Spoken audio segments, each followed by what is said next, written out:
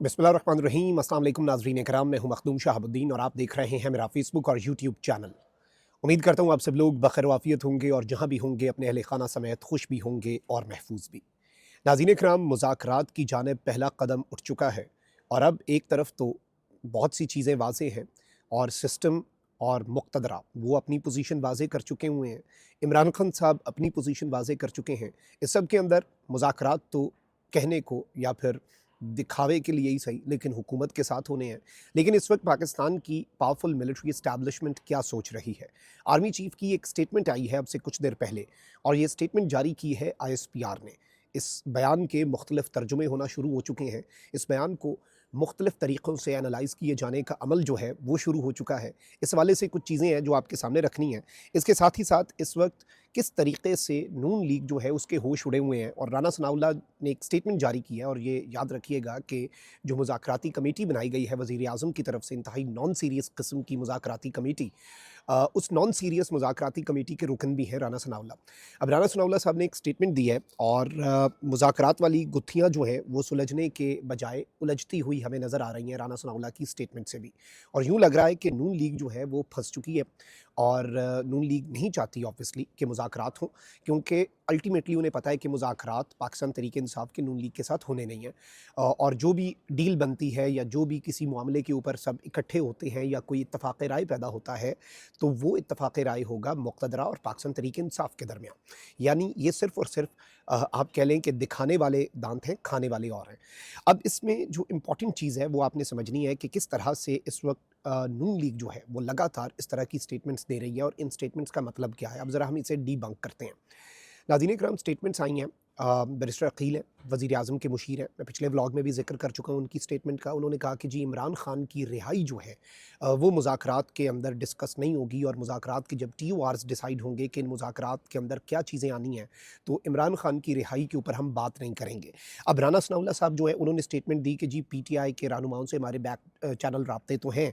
9 मई वाक़यात पर मज़ीद कुछ लोगों के फ़ैसले 1-2 दिन में होंगे। बानी पीटीआई का 190 मिलियन पाउंड वाला केस जो है उसका मुकदमा भी इनमें शामिल है और इन मुकदमात का मुज़ाकरात से कोई ताल्लुक़ नहीं है और ना ही इन मुकदमात का मुज़ाकरात से कोई ताल्लुक़ होगा। अब ये जो इन्होंने चीज़ें कही हैं, आई थिंक कि ये एक बड़ी अहम तरीन नून लीग की सोच की अक्कासी है। यानी कि बैरिस्टर अकील भी, राना सनाउल्लाह भी, और आप अब ज़रा चीज़ों को समझें कि पहले ये लोग तड़ियाँ लगा रहे थे मुज़ाकरात की, पीटीआई की बात के ऊपर मज़ाक उड़ा रहे थे, तमस्खर उड़ा रहे थे या फिर इवन इस तरह की बातें कर रहे थे कि ये मुज़ाकरात पीटीआई की कोई कमज़ोरी है। बाद में हमने देखा कि याद सादिक साहब ने यहाँ तक कहा कि पीटीआई जो है वो अपने मुज़ाकरात के दरवाज़े खुले रखे, हमें मिन्नत तरला भी करना पड़ा पीटीआई का तो हम करेंगे। ये अचानक से ऐसा क्यों हुआ? देखिए, नून लीग कतन ये नहीं चाहती कि पाकिस्तान तहरीक-ए-इंसाफ जो है उसके साथ किसी भी तरह से मुज़ाकरात कामयाब हों या फिर इमरान खान साहब जो हैं उनकी रिहाई वो किसी भी तरह से अमल में लाई जाए।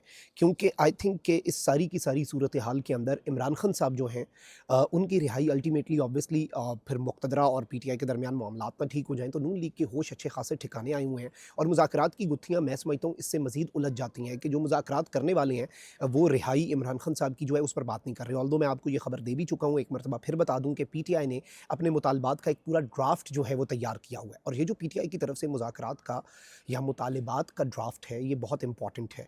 इसकी इंपॉर्टेंस को आप इग्नोर नहीं कर सकते। इसमें 9 मई और 26 नवंबर पे 3 सीनियर मोस्ट जजेस का कमीशन, 3 सीनियर मोस्ट जजेस कौन? Justice Yahya Afridi, justice Mansoor, justice Munib. क्या सिस्टम ये रिस्क लेगा? ये एक बहुत बड़ा सवाल है। फिर 5000 सियासी कैदी जो हैं उनकी एक फ़हरिस्त तैयार की गई है और उस फ़हरिस्त में नंबर 1 जो है वो इमरान खान साहब हैं। यानी कि पहला नंबर जो है इमरान खान साहब का है उस फ़हरिस्त में, उनकी रिहाई। तो पीटीआई का तो ये मौक़िफ़ है। अब एक तरफ राना सनाउल्लाह साहब की ये स्टेटमेंट कि जी 190 मिलियन पाउंड भी अगले 1-2 दिन में फ़ैसला हो जाएगा, इन्हें पता ही नहीं है।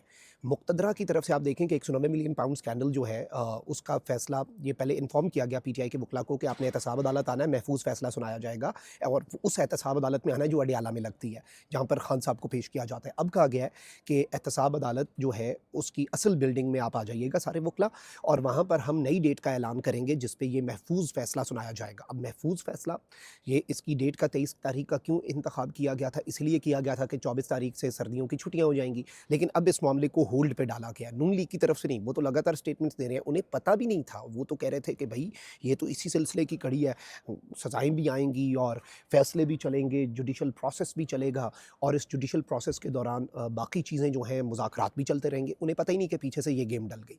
अब इस सारी की सारी सूरत हाल के अंदर आप ये समझें कि इस सारी सिचुएशन में किस तरह से मामलात हैं और किस तरह से क्लियर डिमांड है बेसिकली आई थिंक कि ये नून लीग की मुक़्तदरा के लिए भी कि इमरान खान साहब रिलीज़ ना हो। लेकिन ज़ाहिर बात है इमरान खान साहब का रिलीज़ होना जेल से या फिर अडियाला से बनीगाला या पेशावर मुंतकिल होना, आई थिंक कि ये डिपेंड करेगा कि चीज़ें इमरान खान साहब और एस्टैब्लिशमेंट के दरमियान किस तरह से आगे चलती हैं। गवर्नमेंट इसमें मुझे स्टेक होल्डर इस वक्त नज़र आ नहीं रही।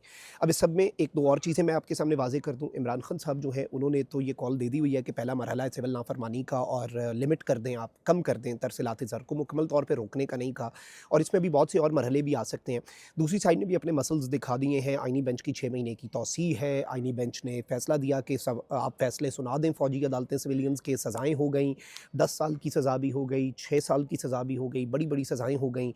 फिर फैज़ हमीद वाले ट्रायल वाला मामला और फिर आईएसपीआर की स्टेटमेंट के अंदर एक बहुत वाज़ेह बात कि असल इंसाफ़ और मुकम्मल इंसाफ़ उस दिन होगा, इंसाफ़ का बोलबाला उस दिन होगा जब इसके प्लानर्स और मास्टरमाइंड जो हैं वो धर लिए जाएँगे।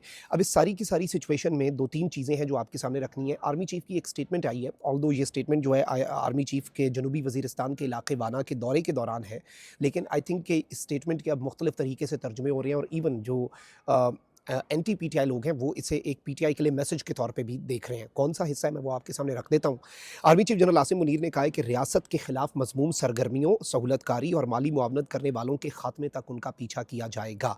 पाक फ़ौज के शोबे ताल्लुकात आमा आईएसपीआर के मुताबिक आर्मी चीफ ने जनूबी वज़ीरिस्तान के इलाके वाना का दौरा किया, जहाँ उन्हें मौजूदा सिक्योरिटी सूरत हाल और इंसदाद दहशतगर्दी की जारी कार्रवाइयों पर ब्रीफिंग दी गई। आईएसपीआर ने बताया कि आर्मी चीफ ने अफसरान और फौजी जवानों के साथ बातचीत की और दहशतगर्दी का मुकाबला करने वाले जवानों की साबित कदमी को सराहा। इस मौके पर आर्मी चीफ ने कहा कि शोहदाए पाकिस्तान पाकिस्तान का फ़ख्र हैं और उनकी कुर्बानियों को कभी फरामोश नहीं किया जाएगा। पाक फ़ौज कौम की हिमायत और कानून नाफिज करने वाले इदारों से मिलकर मुल्क में अमन व इस्तेहकाम की बहाली यकीनी बनाएगी। उन्होंने कहा कि पाक फ़ौज दहशतगर्दी और इंतहा पसंदी की तमाम शक्लों को ख़त्म करने के लिए साबित कदम रहेगी। अब ये जो एक स्टेटमेंट है इसका ऑब्वियसली अब मुख्तलिफ तरीके से इसे एनालाइज़ कर रहा है कि दहशतगर्दी और इंतहा पसंदी जो है उसकी मुख्तलिफ शक्लों को, उसे इन डिफरेंट फॉर्म्स जो वो एग्जिस्ट करती है ख़त्म किया जाएगा। क्योंकि आईएसपीआर के एलामिया के अंदर सियासी दहशतगर्दी का भी ज़िक्र किया गया और सियासी बयानियाँ बनाकर पाक फ़ौज और मुल्की तनसीबात और रियासत पर हमले की बात की गई। तो इसे उस कॉन्टेक्स्ट में भी देखा जा रहा है कि दहशतगर्दी और इंतहा पसंदी की मुख्तलिफ शेप्स जो हैं, जो मुख्तलिफ फॉर्म्स में वो एग्जिस्ट करती है, उसका खात्मा किया जाएगा, यानी in all it's forms and kinds. अब इसमें आर्मी चीफ ने कहा कि जी फ़ितनतुल ख़वारिज के ताक़ुब के लिए अज़म का इयादा किया और कहा कि रियासत के ख़िलाफ़, अब ये जो स्टेटमेंट है मैं समझता हूँ ये बॉटम लाइन है, जो आर्मी चीफ़ ने कहा है कि जी रियासत के ख़िलाफ़ मज़मूम सरगर्मियों, सहूलतकारी और माली मुआवनत करने वालों के ख़ात्मे तक उनका पीछा किया जाएगा। अब स्टेट के हवाले से उन्होंने कहा कि जी कोई भी मज़मूम प्लान, अब ऑब्वियसली इसमें इस स्टेटमेंट को भी बहुत ज़्यादा इंपॉर्टेंस की नज़र से देखा जा रहा है, क्योंकि एक चीज़ याद रखिएगा कि ये जितनी सज़ाएँ हुई हैं ये सारी सज़ाएँ मिलिट्री कोर्ट से हुई हैं पीटीआई के लोगों को, और पीटीआई ने रिजेक्ट किया है मिलिट्री कोर्ट्स को बहुत कैटेगोरिकली, गैर आइनी, गैर कानूनी, यहाँ तक कि कैंगरू कोर्ट्स डिक्लेयर किया।